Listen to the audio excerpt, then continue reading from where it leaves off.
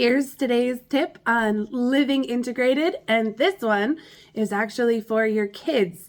So yesterday I shared my habits basket, and I found several years ago that that type of methodology also worked best for my son as well, who probably got a touch of my ADHD. But for years, so we've always homeschooled. He's never actually been to regular school, and morning habits, positive morning habits, are something that I've tried to instill in him over the years because it's something that I've found valuable in my life.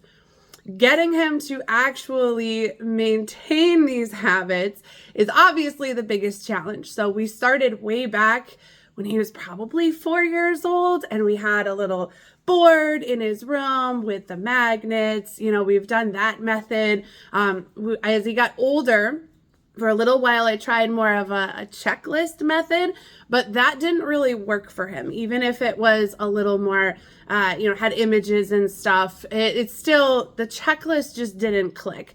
And what finally started to work and has worked for probably 3 years, so these are relatively beat up at this point, but we made little cards that we keep in a bucket. And just like we talk about on this channel and in our podcast and in our momentum learning work, I encourage him to hit all 5 habits in the morning. So those 5 practices that help you lead a healthy, integrated life: move, think, connect, fuel, and empower. So just for some examples of what he does each morning. So obviously we're a martial arts family. So one of his move activities is to practice karate. And the little M is I need to check it because, he can rush it sometimes. So the M stands for mom, and it means mom needs to at least know that you're doing it or check it off before it can go back in the bucket. So that's one of his move practices. Think, this one has been chewed on by a cat, but one of his think practices is to write or draw, just something creative. I don't care what it is, just pull out a notebook or a piece of paper and just creatively sit with it for probably about 10 minutes. So that's a think practice.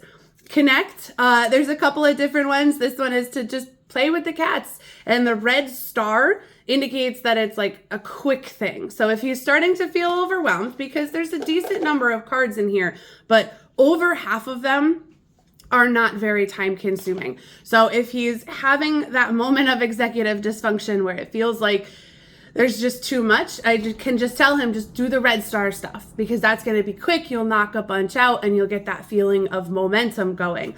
So the connect ones are reminders to actually acknowledge the other living creatures in the house. So there's one that says to say good morning to myself and to my husband, because kids are egocentric, their brains are still developing. So I'm trying to help him build that habit of whoever you're living with, whoever you're sharing space with.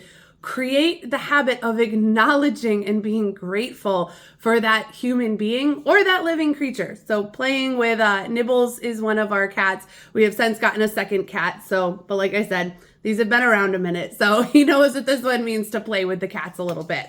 And then there's a couple of fuel ones. So taking vitamins is another red star thing. It takes about 15 seconds. But he has a gummy multivitamin that he takes every day, starting the day off right with fuel. And then the empowerment practices are there for the ones that he has up to this point, are not meditative or going super deep into the softer side of things.